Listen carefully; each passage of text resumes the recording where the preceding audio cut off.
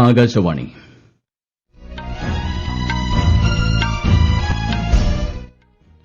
നമസ്കാരം. വാർത്തകൾ വായിക്കുന്നത് ഗോപകുമാർ.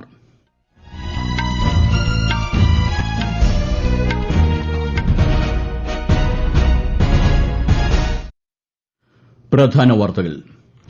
വികസിത രാഷ്ട്രമാക്കി ഇന്ത്യയെ മാറ്റുന്നതിന് രാജ്യം ആദ്യമെന്ന സമീപനം ജനങ്ങൾ സ്വീകരിക്കണമെന്ന് രാഷ്ട്രപതി ദ്രൌപദി മുർമു. വയനാട്, ചേലക്കര, പാലക്കാട് ഉപതെരഞ്ഞെടുപ്പുകളുടെ വോട്ടെണ്ണൽ നാളെ. മഹാരാഷ്ട്ര, ഝാർഖണ്ഡ് നിയമസഭാ തെരഞ്ഞെടുപ്പ് ഫലവും നാളെ അറിയാം. മുനമ്പം ഭൂമി പ്രശ്നം പരിഹരിക്കാൻ മുഖ്യമന്ത്രി പിണറായി വിജയന്റെ നേതൃത്വത്തിൽ ഇന്ന് ഉന്നതതല യോഗം ചേരും. ഛത്തീസ്ഗഡിൽ സുരക്ഷാ സേനയുമായുണ്ടായ ഏറ്റുമുട്ടലിൽ 10 മാവോയിസ്റ്റുകൾ കൊല്ലപ്പെട്ടു. കാലാവസ്ഥാ വ്യതിയാനത്തെ നേരിടുന്നതിനുള്ള സാമ്പത്തിക പിന്തുണ സംബന്ധിച്ച ചർച്ചകൾക്ക് വേണ്ടത്ര പ്രാധാന്യം ലഭിക്കാത്തതിൽ COP29 ഉച്ചകോടിയിൽ നിരാശ പങ്കുവച്ച് ഇന്ത്യ.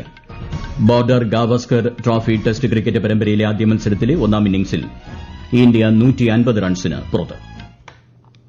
വാർത്തകൾ വിശദമായി. വികസിത രാഷ്ട്രമാക്കി ഇന്ത്യയെ മാറ്റുന്നതിന് രാജ്യം ആദ്യമെന്ന സമീപനം ജനങ്ങൾ സ്വീകരിക്കണമെന്ന് രാഷ്ട്രപതി ദ്രൌപദി മുർമു. ഹൈദരാബാദിൽ നടക്കുന്ന 4ാമത് ലോക് മന്ഥൻ സാംസ്കാരിക പരിപാടി ഉദ്ഘാടനം ചെയ്യുകയായിരുന്നു രാഷ്ട്രപതി.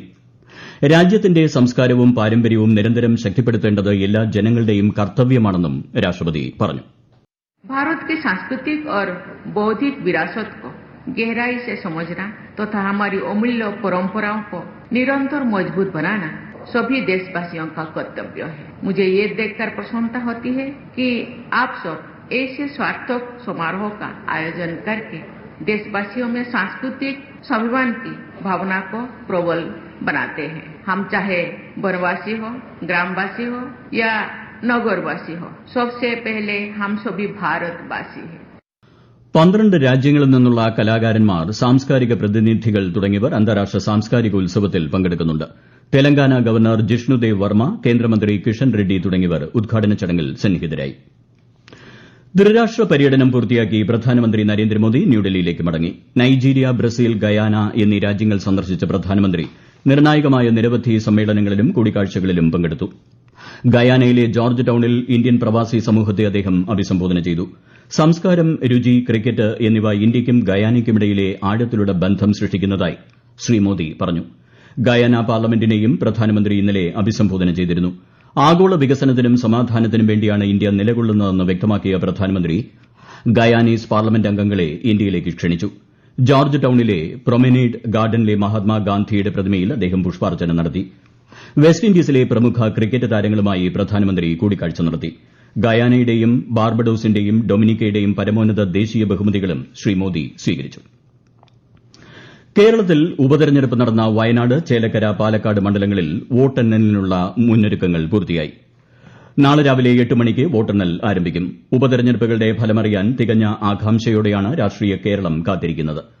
മഹാരാഷ്ട്ര, ഝാർഖണ്ഡ് നിയമസഭാ തെരഞ്ഞെടുപ്പുകളുടെയും വോട്ടെണ്ണൽ നാളെ നടക്കും.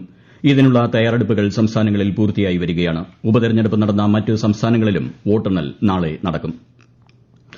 മുനമ്പം ഭൂമി പ്രശ്നം പരിഹരിക്കാൻ മുഖ്യമന്ത്രി വിളിച്ച ഉന്നതതല യോഗം ഇന്ന് ചേരും. വൈകിട്ട് 4 മണിക്ക് സെക്രട്ടേറിയറ്റിലാണ് യോഗം. റവന്യൂ, നിയമ, വഖഫ് മന്ത്രിമാരും ചീഫ് സെക്രട്ടറിയും വകുപ്പ് സെക്രട്ടറിമാരും യോഗത്തിൽ പങ്കെടുക്കും. രാജ്യരക്ഷാമന്ത്രി രാജ്നാഥ് സിംഗ് ഇന്ന് ലാവോസിലെ വിയന്റിയനിൽ ജപ്പാൻ പ്രതിരോധ മന്ത്രി ജനറൽ നികതാനിയുമായി കൂടിക്കാഴ്ച നടത്തി. ഇരു രാജ്യങ്ങൾക്കുമിടയിലെ പങ്കാളിത്തം സ്വതന്ത്രവും സുതാര്യവുമാക്കി നിലനിർത്തുന്നത് ഇന്തോ പസഫിക് മേഖലയ്ക്ക് ഏറെ ഗുണകരമാകുമെന്ന് അദ്ദേഹം ആത്മവിശ്വാസം പങ്കുവച്ചു. ലാവോസിൽ നടന്ന ആസിയാൻ പ്രതിരോധ മന്ത്രിമാരുടെ യോഗത്തിന്റെ പശ്ചാത്തലത്തിൽ ശ്രീ രാജ്നാഥ് സിംഗ് US പ്രതിരോധ സെക്രട്ടറി ലോയിഡ് ഓസ്റ്റിനുമായും കൂടിക്കാഴ്ച നടത്തി. രാജ്യത്ത് വിവര സ്വകാര്യത ഉറപ്പാക്കാൻ കേന്ദ്ര സർക്കാർ നിയമ സംവിധാനം രൂപപ്പെടുത്തുമെന്ന് വാണിജ്യ വ്യവസായ മന്ത്രി Piyush Goyal. UK India business council സമ്മേളനത്തിൽ സംസാരിക്കുകയായിരുന്നു കേന്ദ്രമന്ത്രി. സുരക്ഷിതമായ വിവര കൈമാറ്റം ഉറപ്പുവരുത്തുന്നതിനായാണ് നടപടി. പാർലമെന്റിന്റെ ശീതകാല സമ്മേളനത്തിന് മുന്നോടിയായി ഞായറാഴ്ച രാജ്യരക്ഷാമന്ത്രി രാജ്നാഥ് സിംഗിന്റെ അധ്യക്ഷതയിൽ സർവകക്ഷി യോഗം ചേരും. ഇരുസഭകളുടെയും സുഗമമായ പ്രവർത്തനം ഉറപ്പാക്കാൻ എല്ലാ രാഷ്ട്രീയ പാർട്ടികളുടെയും പിന്തുണ ഉറപ്പാക്കുന്നതിനാണ് യോഗം. ഈ മാസം 25 മുതൽ ഡിസംബർ 20 വരെയാണ് ശീതകാല സമ്മേളനം. കാലാവസ്ഥാ വ്യതിയാനത്തെ നേരിടുന്നതിനുള്ള സാമ്പത്തിക പിന്തുണ സംബന്ധിച്ച ചർച്ചകൾക്ക് വേണ്ടത്ര പ്രാധാന്യം ലഭിക്കാത്തതിൽ COP29 ഉച്ചകോടിയിൽ നിരാശ പങ്കുവച്ച് ഇന്ത്യ. കാലാവസ്ഥാ പ്രതിസന്ധിയെ നേരിടുന്നതിൽ പാരീസ് ഉടമ്പടി പ്രകാരമുള്ള നടപടികളാണ് ആവശ്യമെന്നും അസർബൈജാനിലെ ബാക്കുവിൽ നടക്കുന്ന ഉച്ചകോടിയിൽ ഇന്ത്യ നിലപാട് വ്യക്തമാക്കി. പരിഹാര നടപടികൾ ഫലപ്രദമായി നടപ്പാക്കുന്നതിന് മതിയായ സാമ്പത്തിക സഹായം ആവശ്യമാണെന്നും കേന്ദ്ര പരിസ്ഥിതി സെക്രട്ടറി ലീന നന്ദൻ ഔദ്യോഗിക പ്രസ്താവനയിൽ അറിയിച്ചു. ഈ വാർത്തകൾ ആകാശവാണിയിൽ നിന്നും. ആകാശവാണി വാർത്തകളും വാർത്താ അധിഷ്ഠിത പരിപാടികളും all India radio news Thiruvananthapuram YouTube ചാനലിലും at all India radio news Thiruvananthapuram Facebook പേജിലും AIR ന്യൂസ് _ ഇൻസ്റ്റഗ്രാം അക്കൌണ്ടിലും അറ്റ് AIR ന്യൂസ് _ X ഹാൻഡിലും ലഭ്യമാണ്. 55ാമത് ഗോവ അന്താരാഷ്ട്ര ചലച്ചിത്രോത്സവത്തിൽ ഇന്ന് പ്രദർശിപ്പിക്കുന്നത് 70ലേറെ ചിത്രങ്ങൾ. ചലച്ചിത്ര ആരാധകരിൽ നിന്നും സിനിമാ വിദ്യാർത്ഥികളിൽ നിന്നും മികച്ച പ്രതികരണമാണ് മേളയ്ക്ക് ലഭിക്കുന്നത്.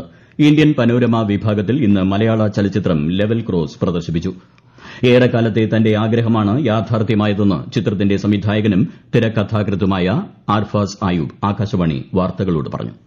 ഈ സിനിമ കാണാൻ പ്രശസ്തരും പ്രഗത്ഭരുമായിട്ടുള്ള ഒത്തിരി സിനിമാ പ്രവർത്തകരും ഉണ്ടായിരുന്നു. സിനിമ കണ്ടു കഴിയുന്ന നിമിഷം ഓഡിയൻസിന്റെ ഒരു റിയാക്ഷൻ ഉണ്ടാവുമല്ലോ, ആ റിയാക്ഷന് വേണ്ടിയിട്ടാണ് നമ്മൾ ഈ സിനിമ ഉണ്ടാക്കുന്നത് തന്നെ. ആ മൊമെന്റ് ഭയങ്കര സ്പെഷ്യൽ ആയിരുന്നു എന്ന്. കാരണം സിനിമ കഴിഞ്ഞപ്പോൾ തന്നെ എല്ലാവരും എണീറ്റ് നിന്നിട്ട് കൈയടിച്ചു. അത് പറഞ്ഞറിയിക്കാൻ പറ്റാത്ത അത്രയും സന്തോഷം തരുന്ന ഒരു നിമിഷമായിരുന്നു. നമുക്ക് എല്ലാവർക്കും ഒരിക്കലും മറക്കാൻ പറ്റാത്തൊരു അനുഭവമായിരുന്നു.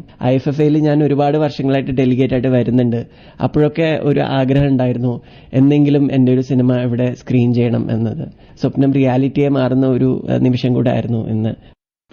ഛത്തീസ്ഗഡിൽ സുരക്ഷാ സേനയുമായുണ്ടായ ഏറ്റുമുട്ടലിൽ 10 മാവോയിസ്റ്റുകൾ കൊല്ലപ്പെട്ടു. സുക്മ ജില്ലയിലെ കോംഡ മേഖലയിൽ CRPFും റിസർവ് ഗാർഡും സംയുക്തമായി നടത്തിയ തിരച്ചിലിനിടെയാണ് ഏറ്റുമുട്ടൽ ഉണ്ടായത്. AK-47 തോക്കുകൾ ഉൾപ്പെടെ വലിയ തോതിലുള്ള ആയുധശേഖരം മാവോയിസ്റ്റുകളിൽ നിന്ന് പിടിച്ചെടുത്തിട്ടുണ്ട്. മേഖലയിൽ തിരച്ചിൽ പുരോഗമിക്കുകയാണ്. രാജ്യതലസ്ഥാനമായ ഡൽഹിയിൽ വായുവിന്റെ ഗുണനിലവാരം അതീവ മോശമായി തുടരുന്നു. ഇന്ന് രാവിലെയുള്ള കണക്കനുസരിച്ച് നഗരത്തിന്റെ മിക്ക ഭാഗങ്ങളിലും വായു ഗുണനിലവാര സൂചിക 371 ആണ് രേഖപ്പെടുത്തിയത്. ചില ഭാഗങ്ങളിൽ ഇത് 400 കടന്ന നിലയിലാണ്. വരും ദിവസങ്ങളിലും ഡൽഹിയിലും പരിസരങ്ങളിലും പുകമഞ്ഞ് അനുഭവപ്പെടാൻ സാധ്യതയുണ്ടെന്ന് കേന്ദ്ര കാലാവസ്ഥാ വകുപ്പ് മുന്നറിയിപ്പ് നൽകി. ഡൽഹിയിലും സമീപ പ്രദേശങ്ങളിലും സർവീസ് നടത്തുന്ന കാലപ്പഴക്കം ചെന്ന വാഹനങ്ങൾ പിടിച്ചെടുക്കാൻ സംസ്ഥാന സർക്കാരുകളോട് ആവശ്യപ്പെട്ട് എയർ ക്വാളിറ്റി മാനേജ്മെന്റ് കമ്മീഷൻ. അത്തരം വാഹനങ്ങളെക്കുറിച്ചുള്ള വിവരങ്ങൾ ട്രാഫിക് പോലീസ്, ട്രാൻസ്പോർട്ട് ഏജൻസികൾ, മുനിസിപ്പൽ അധികാരികൾ എന്നിവയിൽ നിന്നും സമാഹരിച്ച് നോഡൽ ഏജൻസി മുഖേന സമർപ്പിക്കാനാണ് കമ്മീഷൻ നിർദ്ദേശം. പ്രധാനമന്ത്രി നരേന്ദ്രമോദി ആകാശവാണിയിലൂടെ ജനങ്ങളുമായി ആശയങ്ങൾ പങ്കുവയ്ക്കുന്ന പ്രതിമാസ റേഡിയോ പ്രഭാഷണ പരിപാടി മൻ കി ബാത് ഈ മാസം 24-ന് രാവിലെ 11 മണിക്ക് പ്രക്ഷേപണം ചെയ്യും. പരിപാടിയുടെ 116ാം പതിപ്പാണിത്. മൈ ഗവ് ഓപ്പൺ ഫോറത്തിലും നമോ ആപ്പിലൂടെയും 1801117800 എന്ന ടോൾ ഫ്രീ നമ്പറിലൂടെയും ജനങ്ങൾക്ക് ഇന്നുകൂടി ആശയങ്ങളും അഭിപ്രായങ്ങളും സമർപ്പിക്കാൻ അവസരമുണ്ട്.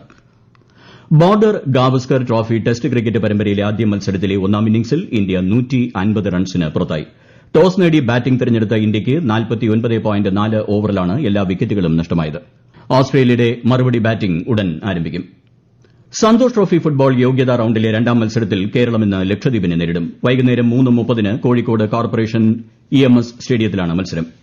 ഗ്രൂപ്പ് വിഭാഗത്തിൽ 3 പോയിന്റുള്ള കേരളം നിലവിൽ രണ്ടാം സ്ഥാനത്ത്. പുതുച്ചേരിയാണ് ഒന്നാമത്.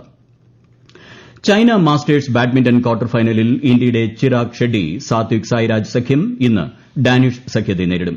ഇന്നലെ നടന്ന പ്രീ ക്വാർട്ടറിൽ ഡെൻമാർക്കിനെ തോൽപ്പിച്ചാണ് ഇന്ത്യൻ സഖ്യം ക്വാർട്ടറിലെത്തിയത്. പുരുഷ സിംഗിൾസ് ക്വാർട്ടർ ഫൈനലിൽ ഇന്ത്യയുടെ ലക്ഷ്യ സെൻ ഇന്ന് ഡെൻമാർക്കിന്റെ ആൻഡേഴ്സ് ആന്റൺസനെയാണ് നേരിടുന്നത്. ഇന്നലെ നടന്ന രണ്ടാം റൌണ്ടിൽ ഡെൻമാർക്കിന്റെ റാസ്മസ് ജംകെയെ പരാജയപ്പെടുത്തി ലക്ഷ്യ സെൻ ക്വാർട്ടർ ഉറപ്പിക്കുകയായിരുന്നു. രാജ്യത്തെ ഓഹരി വിപണികളിൽ നേട്ടം. ബോംബെ ഓഹരി സൂചിക സെൻസെക്സ് 985 പോയിന്റ് ഉയർന്ന് 78,140-ലും ദേശീയ ഓഹരി സൂചിക നിഫ്റ്റി 315 പോയിന്റ് നേട്ടത്തിൽ 23,665-ലും വ്യാപാരം തുടരുന്നു. സ്വർണ്ണവില കൂടി. പവന് 640 രൂപ വർദ്ധിച്ച് 57,800 രൂപയും ഗ്രാമിന് 80 രൂപ ഉയർന്ന് 7,225 രൂപയുമാണ് ഇന്നത്തെ വില. പ്രധാന വാർത്തകൾ വീണ്ടും. വികസിത രാഷ്ട്രമാക്കി ഇന്ത്യയെ മാറ്റുന്നതിന് രാജ്യം ആദ്യമെന്ന സമീപനം ജനങ്ങൾ സ്വീകരിക്കണമെന്ന് രാഷ്ട്രപതി ദ്രൌപദി മുർമു. വയനാട്, ചേലക്കര, പാലക്കാട് ഉപതെരഞ്ഞെടുപ്പുകളുടെ വോട്ടെണ്ണൽ നാളെ. മഹാരാഷ്ട്ര, ജാർഖണ്ഡ് നിയമസഭാ തെരഞ്ഞെടുപ്പ് ഫലവും നാളെ അറിയാം. മുനമ്പം ഭൂമി പ്രശ്നം പരിഹരിക്കാൻ മുഖ്യമന്ത്രി പിണറായി വിജയന്റെ നേതൃത്വത്തിൽ ഇന്ന് ഉന്നതതല യോഗം ചേരും. ഛത്തീസ്ഗഡിൽ സുരക്ഷാസേനയുമായുണ്ടായ ഏറ്റുമുട്ടലിൽ 10 മാവോയിസ്റ്റുകൾ കൊല്ലപ്പെട്ടു. കാലാവസ്ഥാ വ്യതിയാനത്തെ നേരിടുന്നതിനുള്ള സാമ്പത്തിക പിന്തുണ സംബന്ധിച്ച ചർച്ചകൾക്ക് വേണ്ടത്ര പ്രാധാന്യം ലഭിക്കാത്തതിൽ COP29 ഉച്ചകോടിയിൽ നിരാശ പങ്കുവച്ച് India. Border Gavaskar trophy test cricket പരമ്പരയിലെ ആദ്യ മത്സരത്തിലെ ഒന്നാം ഇന്നിംഗ്സിൽ ഇന്ത്യ 150 റൺസിന് പുറത്ത്. വാർത്തകൾ കഴിഞ്ഞു. അടുത്ത വാർത്താ പ്രക്ഷേപണം വൈകിട്ട് 6:30-ന്.